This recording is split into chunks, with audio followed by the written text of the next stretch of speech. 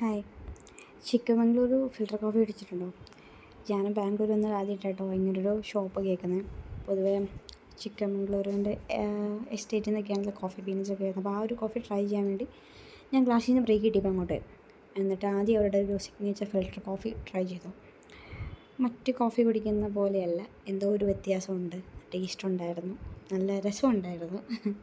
Okay.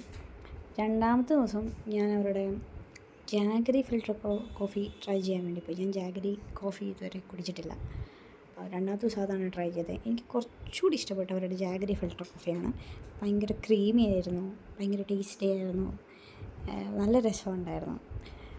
അപ്പോൾ അത്രേ ഉള്ളൂ. ഇവരുടെ ഈ കോഫി ഷോപ്പ് ചെയ്യുന്നവർ പല ഭാഗത്തുമുണ്ട്. അപ്പോൾ ഞാൻ പിന്നെ ചേട്ടനോട് ടാറ്റയൊക്കെ പറഞ്ഞ് ഞാനിങ്ങോട്ട് പോന്നു.